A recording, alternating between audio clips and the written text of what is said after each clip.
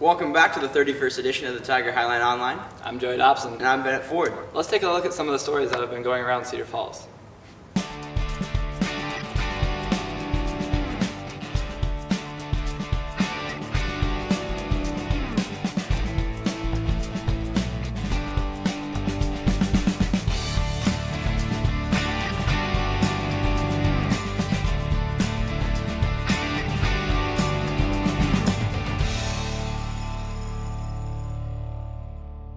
The robotics team is working hard on the guidelines for this year's robot. Here's a story by Christina Brammer.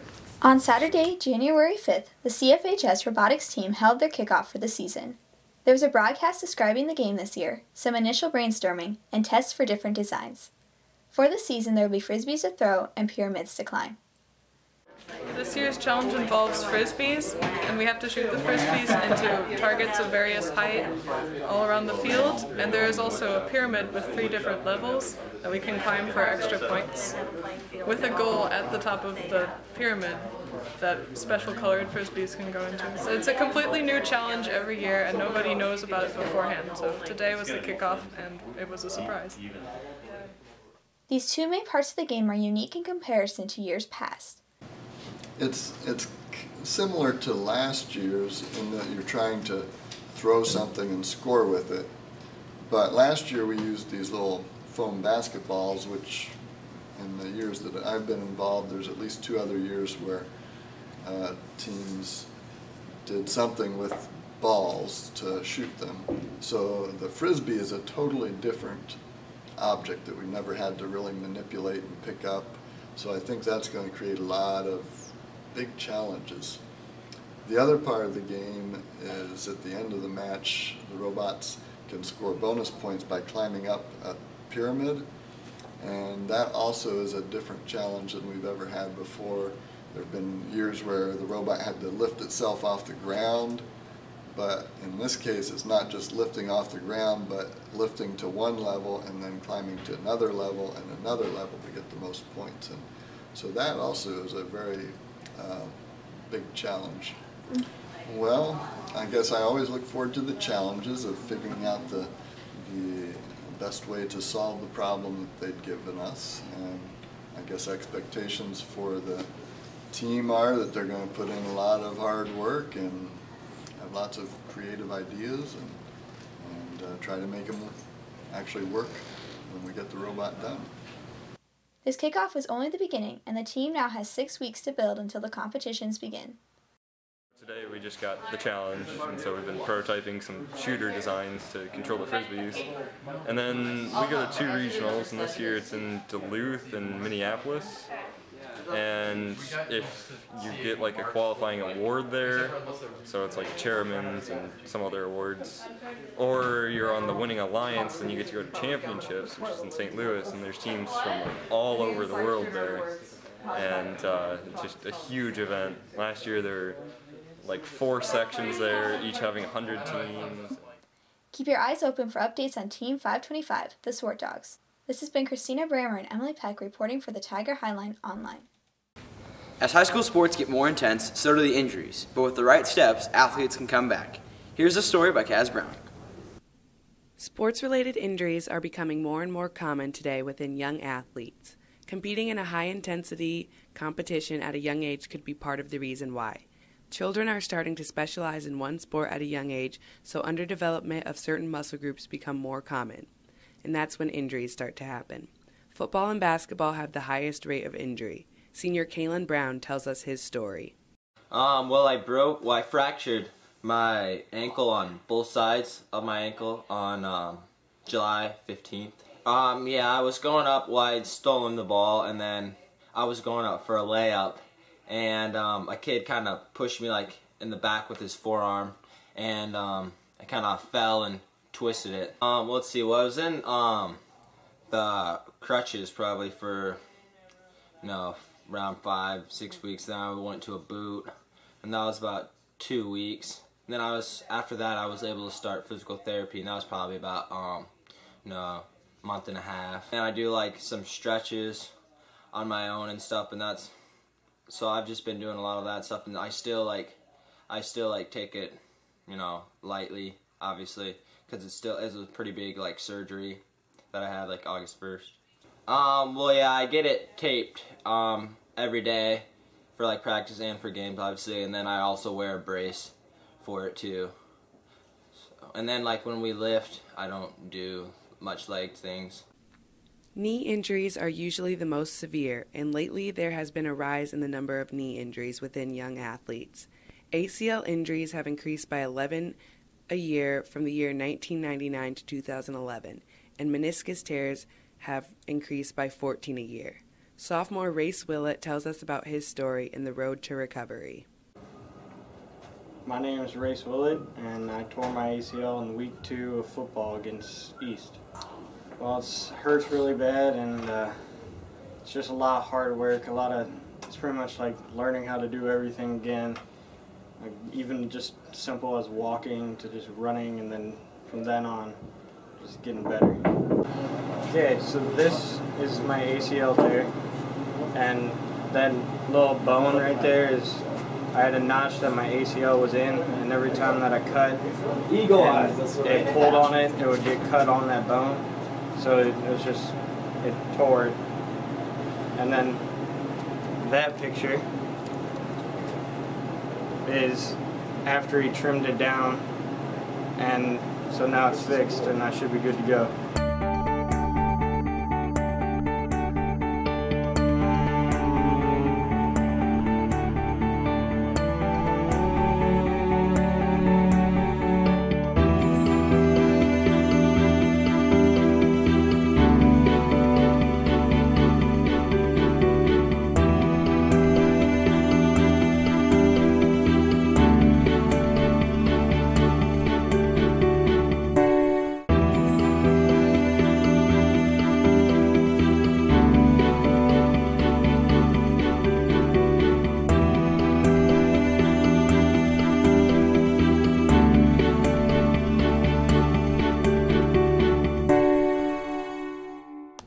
I'm Kaz Brown reporting for the Tiger Highline Online. Here's some wrestling pics taken by Avery Sheenan in a slideshow put together by Mason Wise.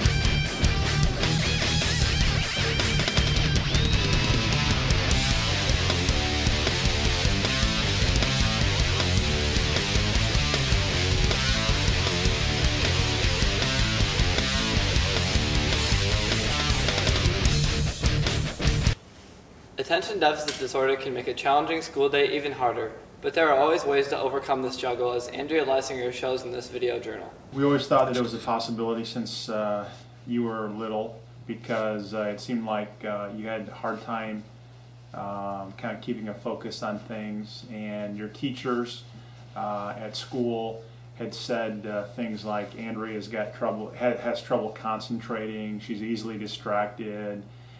She likes to talk with her friends. It's hard for her to buckle down on a subject and stay with it for a long time. And so when you were in junior high, we talked to a couple of teachers and then talked to your physician, and it seemed like some of the typical kind of symptoms or warning signs that you were displaying those. And so then we gave a couple of your junior high teachers kind of a questionnaire and got some feedback from them, and then the doctor, after reviewing that, kind of diagnosed you as having attention deficit disorder. When I take Adderall, I am able to focus better when I do my homework.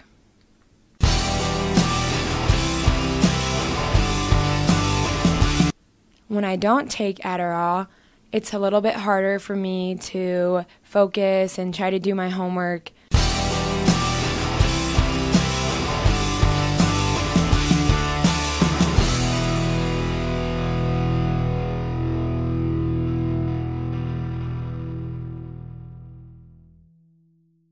having a short attention span or being easily distracted is probably part of your personality, and probably something that you'll always have to kind of overcome when it comes to success in school. I remember the doctor saying that a lot of times patients that have attention deficit, when they get to college or maybe when they get to adulthood, either they get better at kind of overcoming the symptoms or they kind of outgrow it.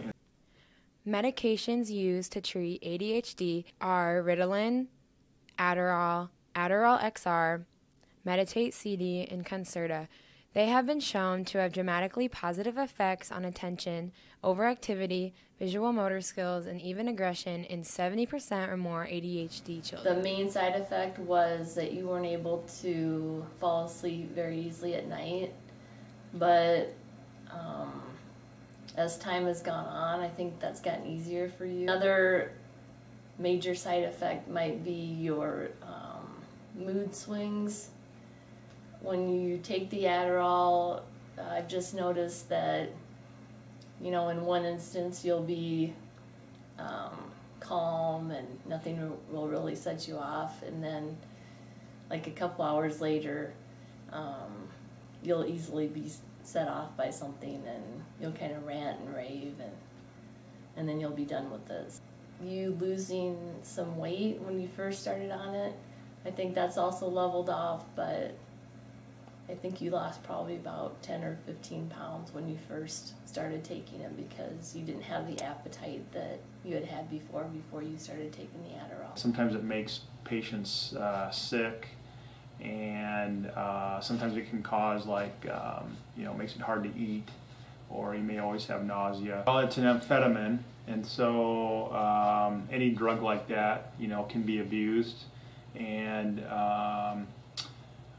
it can become, in certain cases, addictive, and so you take quite a bit less of a dosage or a concentration than that, but it's something that you have to be sensitive to. It's something that you need to always monitor. When you do take the pill, you're usually pretty mellow and just kind of boring, and just like you don't really care about much. When you don't take your pill, you're really happy and spontaneous, and you kind of act like an idiot and say really foolish things, and it's pretty funny. I have to call in every month and ask that your prescription for your Adderall be refilled, and then I need to go and pick it up from the doctor's office, pick it up from the nurse, and then I have to take it to the pharmacy where it's refilled every month. It just can't be automatically refilled.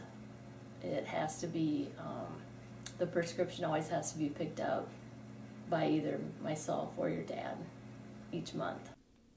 Having ADD is definitely a struggle, and it's something that I've had to deal with since junior high. It's made it hard for me to focus in school, and test taking is a real struggle. But with medication, support from my parents, teachers, and friends, I've been able to endure it. This has been Andrea Leisinger reporting for the Tiger Highline Online. Math teacher Dirk Homewood draws upon his winning experience to build the athletes he coaches into top-notch teams, as Richie Kornheisel shows in this story. At Cedar Falls High School, we have many qualified teachers with different backgrounds. One of them is Mr. Dirk Homewood. Mr. Homewood teaches math and engineering classes at Cedar Falls High School. He gives us the tools to do these projects and stuff that we do for SIM, but then you can do whatever you want to do with it, and I think that's what kind of makes this class special to like others that I've done. What many people do not know about Mr. Homewood is that he was a very successful college and post-college track athlete. Well, I ran high school track for 4 years, and I guess you could describe my senior year as my breakthrough year. I ran the 400 meters. It was my primary event. I broke the school record that was set in the 1970s. From there, I was recruited to go to the University of Northern Iowa. Competed there 5 years. I took a redshirt year. I was a 5-time All-American and a 3-time academic All-American. Upon graduation, I had recorded 10 school records. From there, I made the U.S. National Championship team, and I got a contract with Reebok International. I competed for Reebok International for 3 years, and during my track career, I competed for 2 Olympic trials, 1 in college and 1 as a post-collegiate professional. Along with being a teacher at Cedar Falls High School, Mr. Homewood is also the head coach of the Cedar Falls track team. I just think he's a good coach overall, and he doesn't play like favorites, so he works with everybody all the same pace, and he helps you out if you need it. On the off season, he also holds a strength and conditioning group that takes place after school, which is open to all athletes. I think one of the strengths that I have as a coach is in the strength and conditioning. Coming from my background of competing at UNI and professionally for Reebok, I've gained a lot of knowledge, and I really feel like that I can help all the sports in terms of the strength and conditioning piece and getting our athletes ready to peak and be at their best performance. The best advice that I could give is to become the best athlete that you possibly can. Surround yourself with people that are knowledgeable of the sport. It doesn't happen overnight, but over the course of 4 years you can really make a difference. This is Richie, reporting for the Cedar Falls Tiger Highline Online. Junior Carson Morsley's future is scary, and that's just the way he wants it, as Lee Hall shows in this story.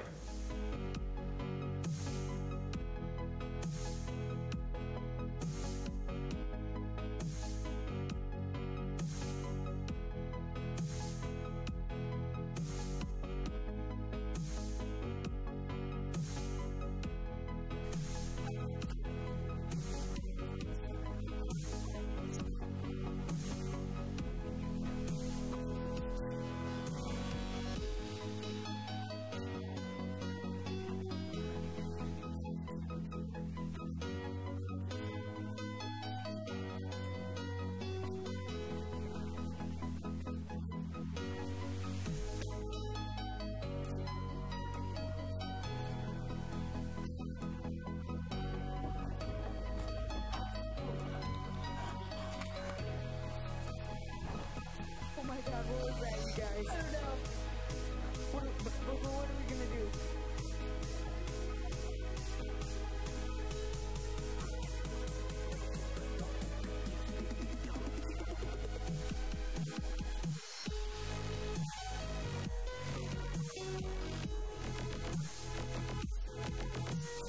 I'm just gonna pull the blanket out.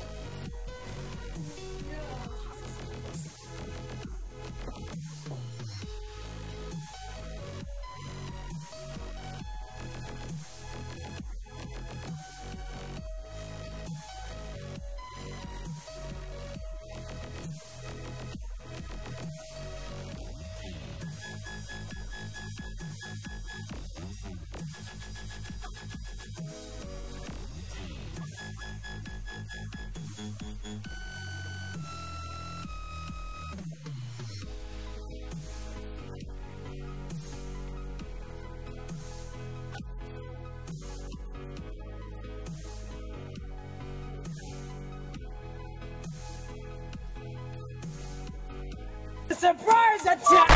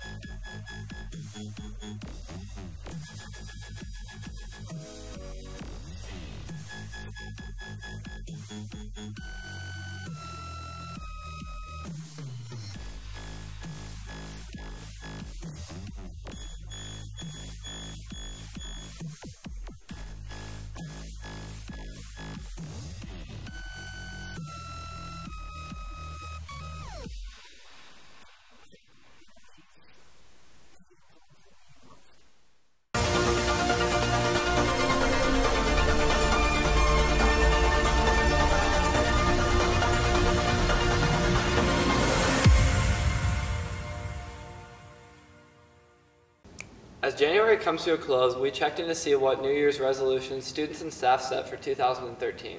My name is Mrs. Jewell. My New Year's resolution is to drop 10 pounds.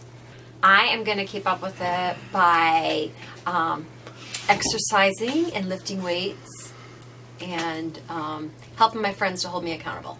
I'm Mrs. Bacula, I don't usually like to make resolutions because they don't usually stick to it, but I just wanted to reaffirm my commitment to working out and also trying to get a better budget at home. So we'll see. Check back at the end of the year.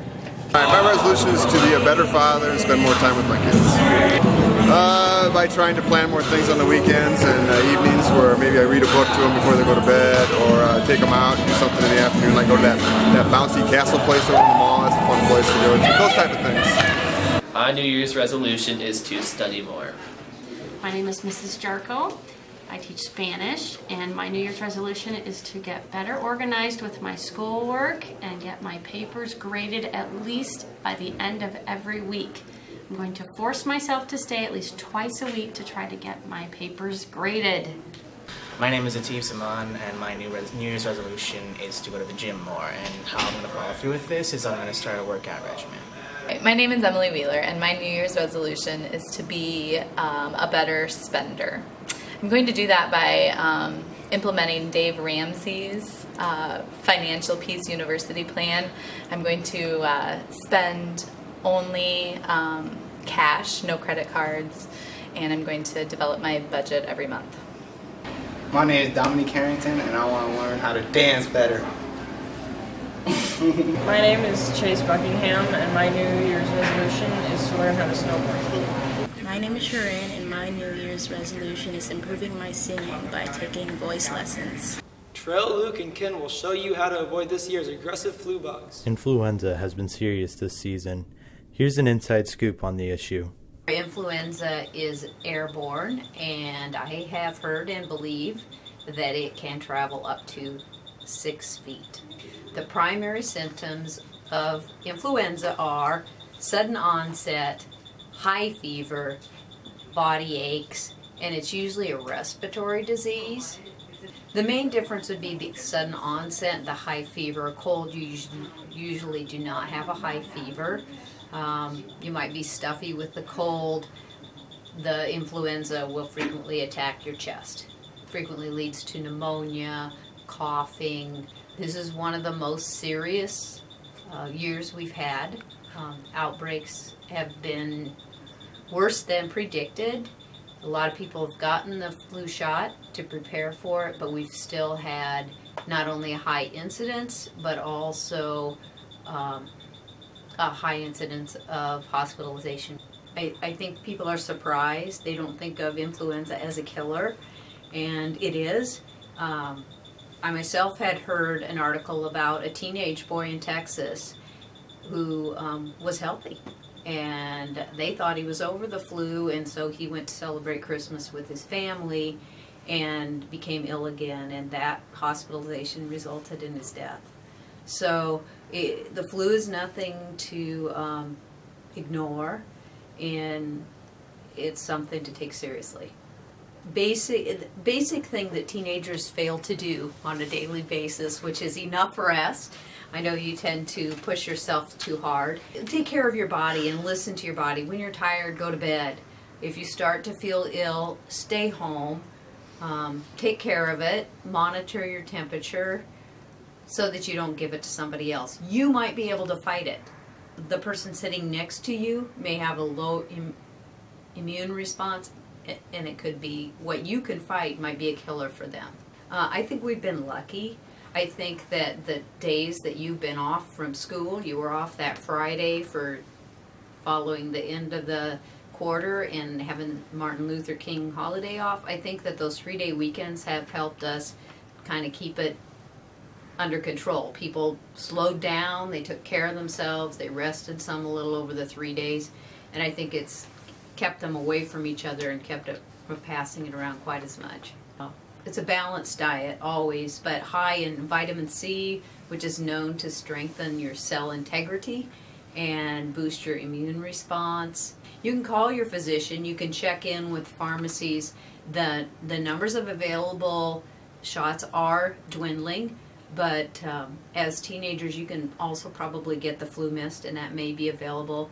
The county may have information on some doses. I don't have specific information. I do know that there is still some out there, but the availability is becoming more limited every day.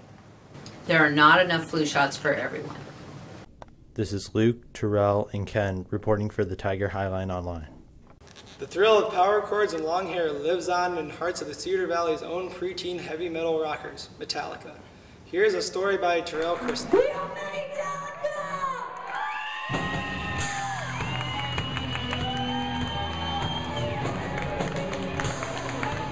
Everybody enjoys listening to music, but some people take their love for music to the next level, such as the band Minitalica. I am Caden Card's lead singer, rhythm guitar player, and bass player of Minitalica. I'm Aaron Reapy, and I'm the lead guitarist. I am Jeffrey Surratt, and I am the drummer. It all started with when my dad, Jason Surratt, he stuck me on the drums and AJ on the guitar when we were about two. Yeah, about 2, 3. 2, 3. And then we started to form a band together and started playing on my school's talent show. And then a few years later, my uncle Jason Surratt was talking and setting up a show for his band, and met Susie Carnes, Caden's mom, and I was with my mom, and he saw my long hair, and he asked if I played an instrument. She said no, but he does sing with my dad's band, and we just got hooked up, and then it just all took off from there. We played our first show, and then we played again, and that was like we've been around for 1 year. 2.5 years. No, about like 1 because we did. 1 because we started in our first show was like October, and that was January 2013. Yeah, so it's been it was about like like 1 a and a year. Yeah, 1.5. Yeah, it's been a while.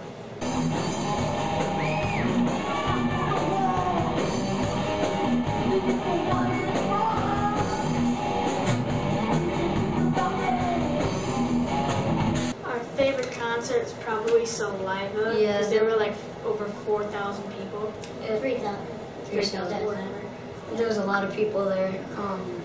It was really cool because when we were done, we got to be up on stage with Saliva, and we got to watch them play and everything. It was really cool.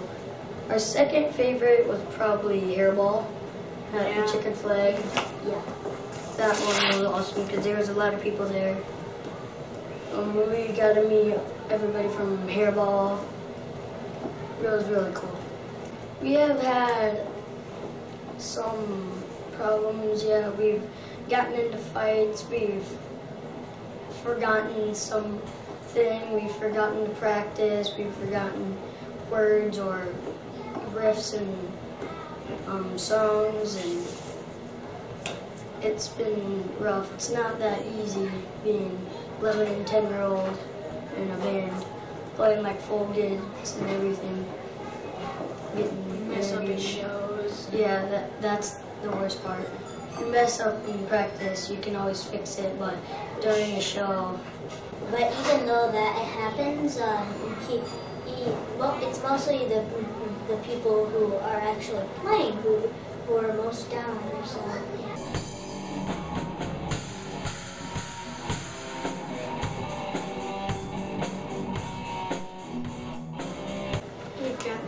Better since we first started. Yeah. Our first show we played 2 songs, and now we're playing like 7, 8. Our first show was at Foley's on Halloween, and we only played 2 songs, and then we played again this year. I said, I'm glad that we have more songs for you this year, because last year we only played 2 songs, and it just felt good to play more. We're hoping to grow up to be just like Metallica. we've had come up with some names, like when we're not like mini anymore. We've come up with some names what we can call ourselves. And we just hope that people will still look at us the same way. We try to play as many shows as we can now, because once we get older, we feel like people are gonna, like, once we get to be like teenagers, we're afraid that people are gonna be like, oh, who wants to go see some teenagers play? But we're trying to do as many shows now, get a lot of stuff out, play a lot of shows, and hope that people still remember us. One more time. We are Minitalica! Even when you reach the NFL, you can't take the hometown roots out of UNI players. Here's a story by Malcolm and Andrew. This is former UNI Panther LJ Ford. He is currently playing for the Cleveland Browns as a linebacker. Okay, a little bit about my background. I come from a military family, so I was raised with a real strict and disciplined dad. And then started playing football, flag football, and I guess the rest history after that. I loved the game and just started, found out I was pretty good at it in my freshman year of high school. And I'm from the Ozarks down in Missouri, pretty good competition down there. And I was able to become successful just working hard at that. UNI, I'm probably one of the best decisions of my life coming here. The community in town is unreal. When I got up here, just the people have to be some nice people I've ever met. And the coaches, our strength coach has had a huge impact in my life, and a lot of the coaches have too. So definitely a great decision. And the atmosphere of the fans when they pack the dome and it gets to rocking, there's no place like it. God has played the most important role in my life, actually. When I got up here to school, I was extremely immature, didn't have a self-identity, didn't know who I was or what I wanted to do. Then met Jesus about probably my sophomore year and started building a relationship with him and just completely turned my life around, did a 180. Maturing now, becoming a lot more mature and spiritually strong, creating an identity for myself, and that's made all the difference. I was probably around 10 years old and I was watching a game on TV. I saw the Broncos playing and just the light glistening off their helmets was all shiny, and I was like, how awesome would it be to do that one day? And that's been my dream ever since. It was unreal. I mean, seeing Vic growing up, playing for Virginia Tech, and then on the Falcons was like the most electrifying player there is that I've ever seen. And so just be on the field with him was an unreal experience. Like I mentioned earlier, Jesus is probably the most influential person in my life. But then as far as people would have to be my linebacker coach when I got here for sure. And then Jed Smith, our strength coach, has done tons in my life, just teaching me leadership lessons and bringing in different speakers where I've got so much information from. My best advice to student athletes would probably be to get knowledge. I think 80% of athletics and being successful is probably head up, all mental aspects of the game. So I would have to say probably reading like one of my favorite books is Harvard Champion. That book totally changed my life and perspective on sports and how much of a role they played in my life. So I think reading a lot of books will probably be my biggest advice to always work hard. You got to work hard. If you're outworking your peers, your friends, and you're obviously going to be successful.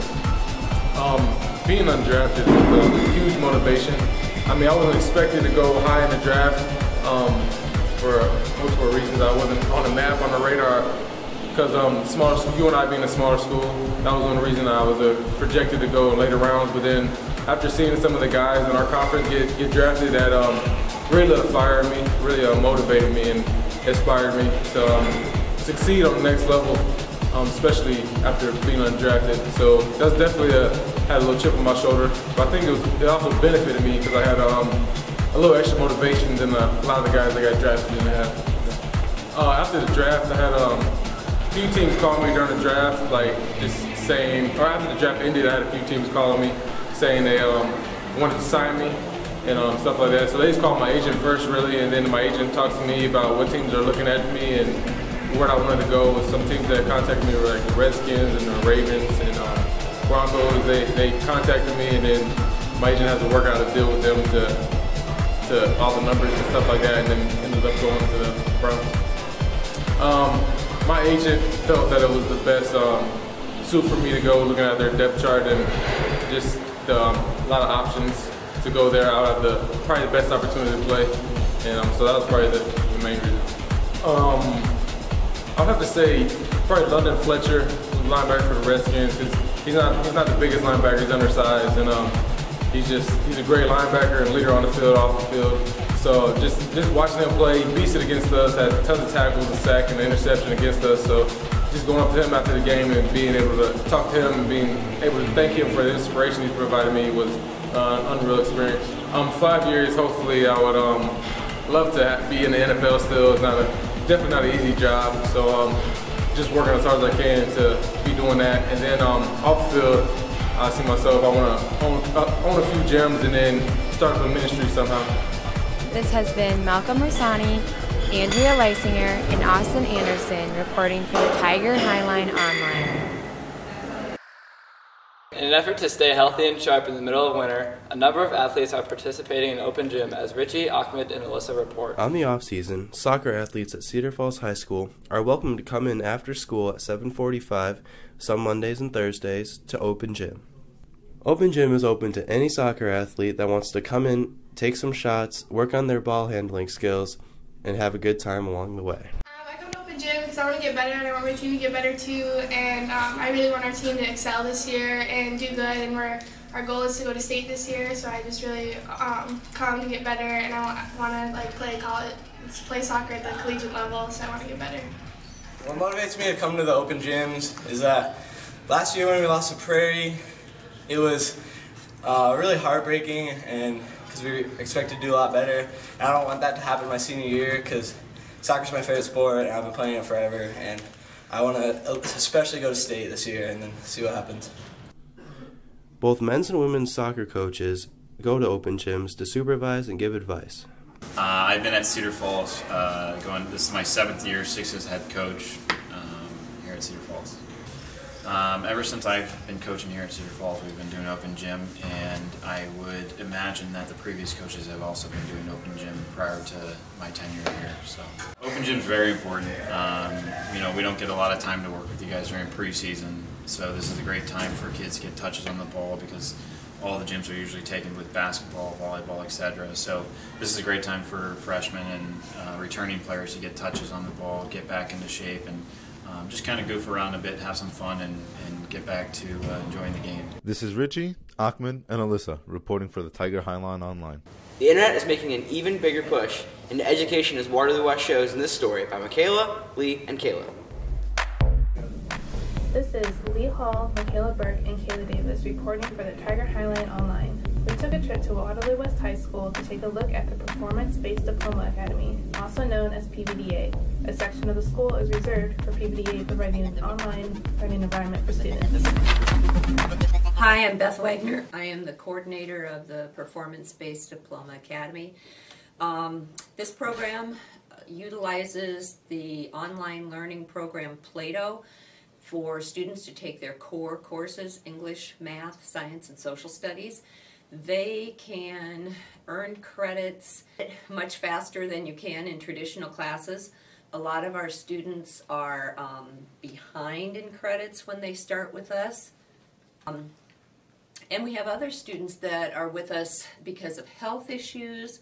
We have some kids that maybe came to West High in the middle of a semester, but there were not the right classes to match them up with. So we have a variety of reasons that students come into PBDA.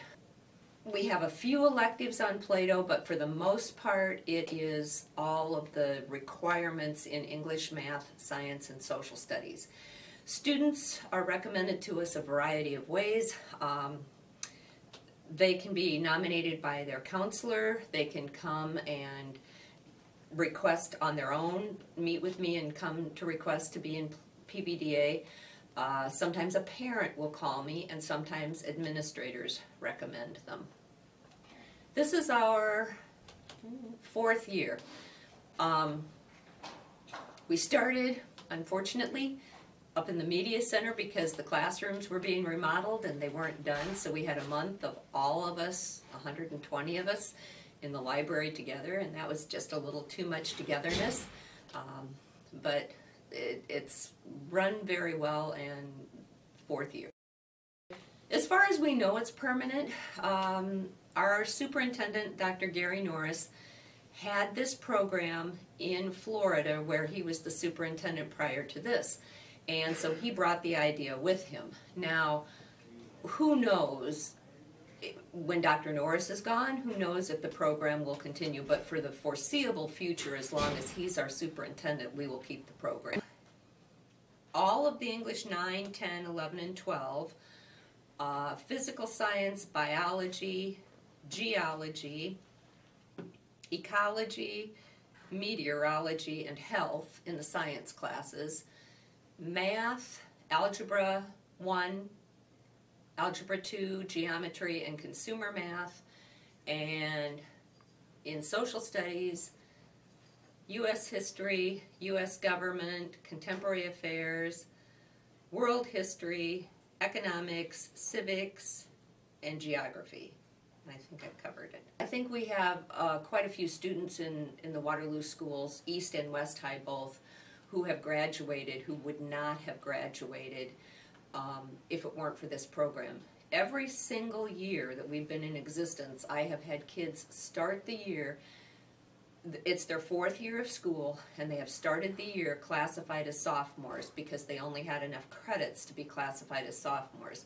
And they worked their tails off and graduated. And that has happened every single year. And we have many other kids that start the year classified as juniors, but it's their 4th year, and then they graduate.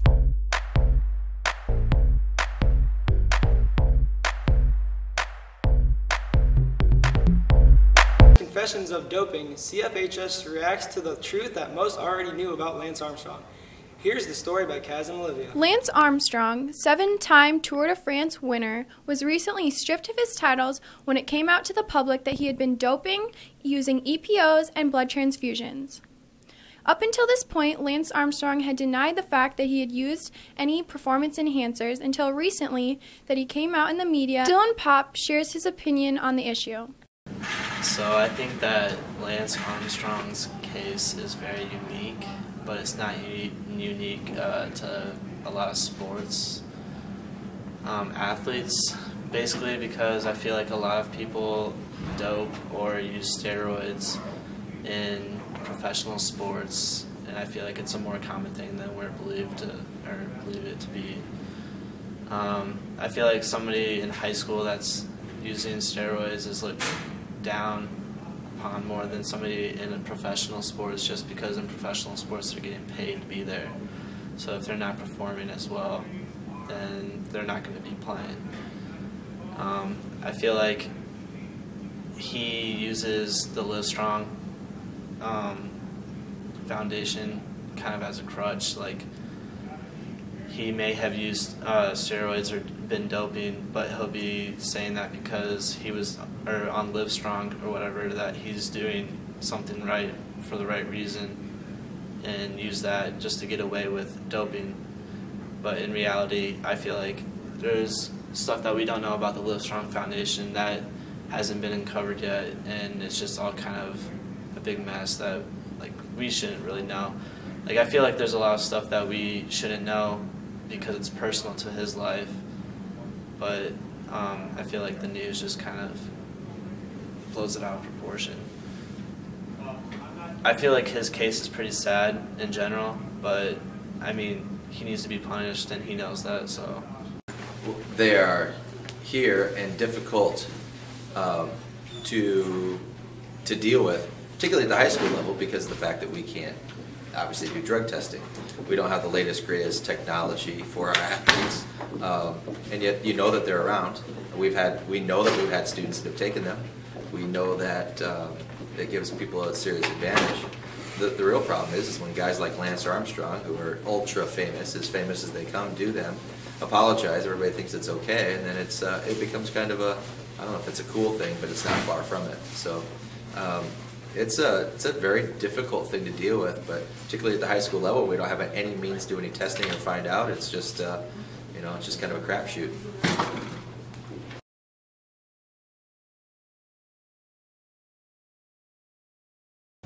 Steroid use has made the news a lot lately, with Lance Armstrong coming out, finally admitting what people had been accusing him of for years.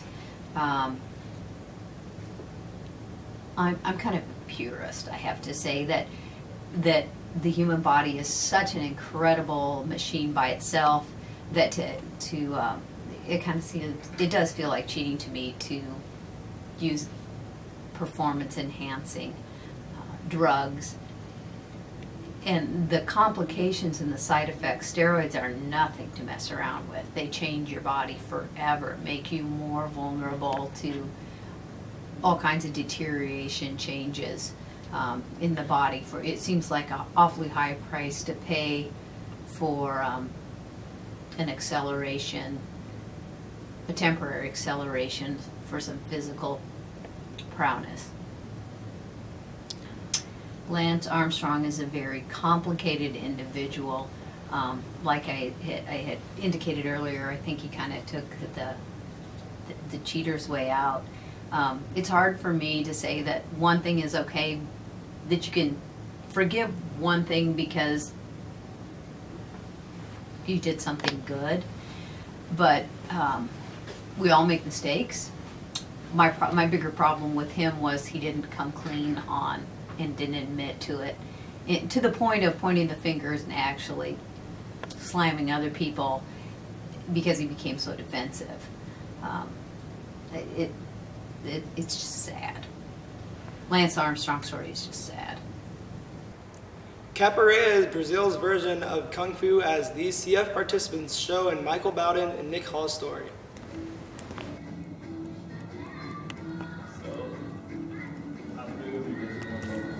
I started Capoeira actually in fifth grade, and I did it until in the middle of 6th grade. I broke my finger, and I couldn't do any of the cartwheels or any of that stuff, so I had to stop.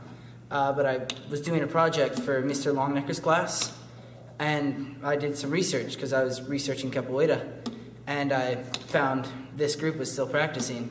It's really beginner friendly, and not just the exercises you do, but everyone you practice with is very, very helpful. It's not a competition to see who's best. You're playing a game with each other. So everyone is very, very helpful, willing to share what they've already learned to help you grow. It gets you in very, very good shape. It's different than working out, lifting weights in the gym. Because that I've always found it's kind of hard to motivate myself. But with Capoeira, you learn the fluidity, you learn the base movement first, and from there you can start to do the other movements, which makes it easier to motivate yourself to keep on learning. It falls under the exotic family of martial arts, such as Kung Fu, what else? Aikido, and Galapikaya. A lot of it falls in the exotic, it's exotic. Capoeira is a have a very deep oral history. There wasn't no Capoeira in Africa because all the Africans and all the tribes, they lived in their own country. But when they were brought together and taken away from their country, from their land to Brazil, and brought together in a community where they were basically enslaved and forced to do a lot of labor, that's when Capoeira started forming. They would take some religious practice from their tribe and some religious practice from their other tribe, and they will bring it and blend it in together to keep their strength, to keep their faith up. The slave wanted to be free. At the same time, they want to continue to have their own identity. So after they took this and took that and took all from each other tribe and say like, hey, let's just start building a community. Let's start Let's go somewhere else. Let's go into the mountain. Let's build our own home. Capoeira became a part of it as such, like a ritual or like a celebration. We meet here at the Hind Dance Academy on Tuesday and Thursday at 8 o'clock, and at UNI at the WRC. If you're a UNI student, we meet there in the WRC room on Wednesday and Sunday. Wednesday at 8:30 and Sunday at 4 o'clock. Okay. You can go straight to the Hind Dance Academy, and all of our information is right there. Our sign-up sheet, liability form, and so forth, so forth. We have kids class between 5 and 7 o'clock, between 5 and 7 o'clock. And we also have adult classes. Those start at 8 o'clock. And we also have classes for senior citizens. We call Capoeira Fit or Capo Fit. In February, there is a performance coming up. You can check on the Hind Dance Academy Facebook page. That is Hind Dance Academy. At Facebook, we will have a list of all of our performances that will be coming up within the next future. If you're interested in Capoeira, I would say if you are a dancer, come join Capoeira. If you're a fan of martial arts, Capoeira is very, very, very martial art. It is martial art. If you are a fan of music, more willing to come and get a good workout at the same time. If you are a fan of sport playing and working out and physical and just want to be physical and fit, come on down to Capoeira. You fall in love with Capoeira. I did. I've been doing this for about going on 6 or 7 years, 1 to 2. I stopped counting because I just enjoy the ride.